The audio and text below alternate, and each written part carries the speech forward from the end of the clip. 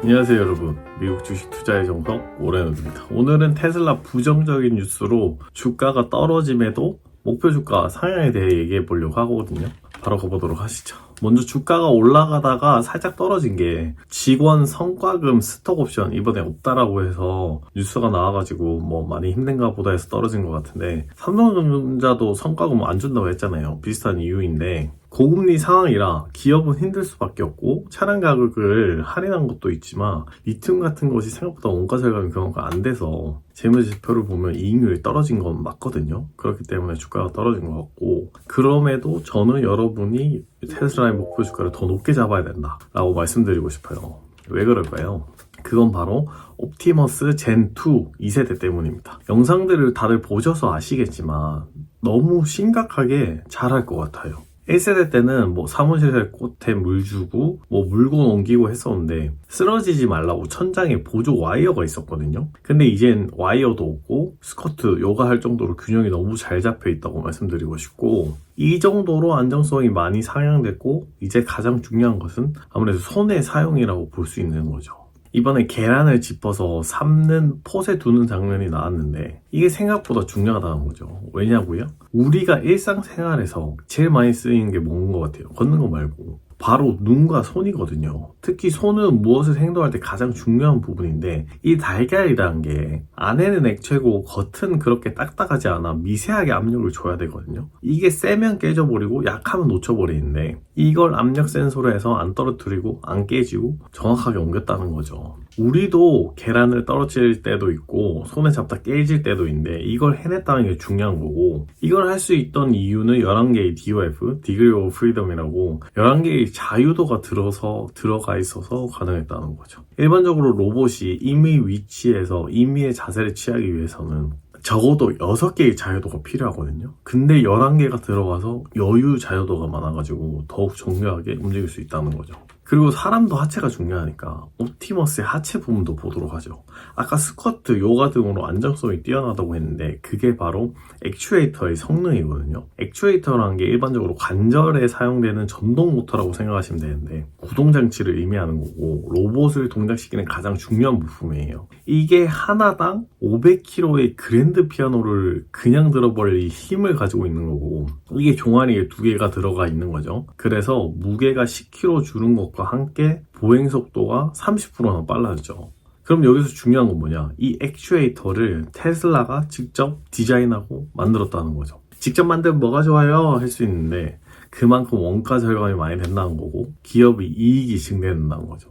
많은 주식 투자자들이 재무제표도 보고 이익 부분을 많이 보기 때문에 주식 투자하는 사람들에게 중요한 부분을 할 수 있는 거죠. 그럼 이게 끝이야? 할 수 있는데 가장 중요한 부분이 남았죠. 바로 눈, 두뇌라고 할 수 있는 부분인데, 이번에 젠2는 인간처럼 목이 양방향으로 움직여서 사물 인식에 보다 높은 자유도를 가집니다. 또한 사물을 구별하며 하는 등의 센서가 있는데 이걸 어디서 가져오는 걸까요? 네, 맞습니다. AI 데이, 인베스트 데이 때도 말했지만 바로 FSD 비전으로 인식합니다. FSD? 완전 자율주행에 쓰이는 그거?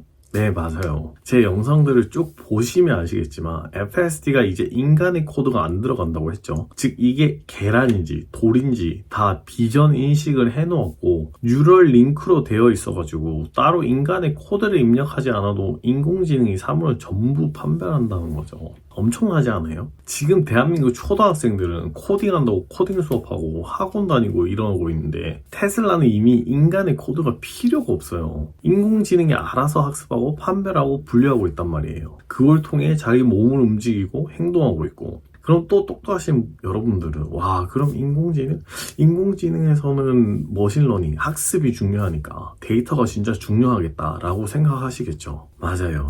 데이터 학습이 가장 중요한데 이 데이터를 테슬라는 그럼 어디서 가져오냐? 바로 테슬라 차량이랑 연결되어 있다는 거죠. 차에 8대의 카메라가 달려 있어서 어디에 있던 이 영상들을 스타링크, 위성으로, 무선으로 연결돼서 계속해서 테슬라 슈퍼컴퓨터 도조로 가져오고 있고 학습시키고 있다는 거죠. 그럼 또 똑똑하신 여러분들은 여기서 뭔가 핑 깨우치셨겠죠. 뭐야? 테슬라? 스타링크? 슈퍼컴퓨터? 다 연결되어 있어? 다 자기 건데? 맞아요. 테슬라는 남에게 그렇게 많이 의존하지 않아요. 자기들이 다 스스로 하죠. 그럼 스스로 하는 게 뭐가 좋아요? 하시면 주식 투자하시는 여러분의 입장에서 말씀드릴게요. 바로 원가 절감입니다. 남에게 기대면 계속 비용이 나가고 그쪽에서 비용 올려버리면 또 내 이익 떨어지고 그런 건데, 내가 다 하면 내 맘대로 원가 조절이 되니 이익이 더 늘어난다는 거죠. 주식 투자에서 여러분이 중요하다고 생각하시는 게 뭡니까? 이익이지 않습니까? 자, 다시 돌아가서 그럼 이 데이터가 진짜 중요하니까 양이 많을수록 유리하겠다 생각하는데 그것도 맞아요. 테슬라만큼의 데이터 양을 보유하고 있는 곳은 또 없어요. 아크인베스트, 돈나무 언니가 이미 확인한 바고 데이터로도 확인할 수 있어요. 어느 기업도 테슬라만큼의 영상 데이터를 확보하고 있는 기업은 없어요. 에이, 그래도 있겠죠. 로봇 경쟁사 많잖아요. 우리나라 뭐 서빙봇도 있고.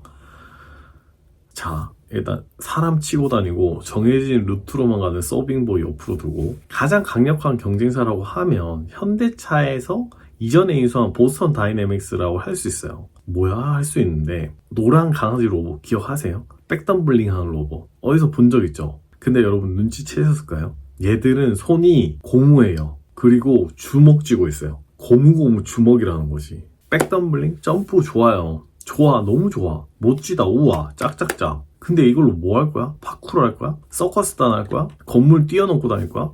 일상생활에서 뭐 할 거냐고. 주먹 쥐고 뭐 할 거야? 점프하면서 백덤블링 하면서 파쿠르 할 거야? 아니면 주먹 쥐고 복싱하면서 다닐 거야? 얘들은 특수한 그거라는 거죠. 뭐 경비일 수도 있고, 뭐 탐험할 수도 있고, 단순히 물건 옮기는, 근데 사람이나 동료가 도와줘야 되는, 직접 움직이려면 손이 안 펴지니까 누가 올려주거나 그런 미세하게 자기 스스로 손을 움직여서 하는 건 안 되는, 그런 일상생활에서 쓸 수 없는 제품이라는 거죠. 근데 테슬라 젠2는 스스로 움직이고 스스로 물건을 잡아 옮기는 등 인간같이 생활할 수 있다는 거죠. 그리고 점점 자동화되는 공장에서 단순 반복 업무를 하는 인간을 대체할 수 있는 부분이라는 거죠. 텍사스 오틴 공장에서 충분히 활용할 수 있는 부분이고, 공장은 물론 우리 사무실에서도 긴장을 해야 돼요. 회사에서 잘 보시면 건물 전체에 화분 관리하고 식물 관리하시는 분들도 있거든요. 뭐 데스크에 계신 분들도 계시고, 뭐 청소하시는 분들도 따로 계세요. 근데 이런 분들은 이미 충분히 대체가 가능하고, 자, 이렇게 테슬라 봇 옵티머스 젠2의 발표는 또 다른 의미로 우리에게 굉장히 큰 의미입니다.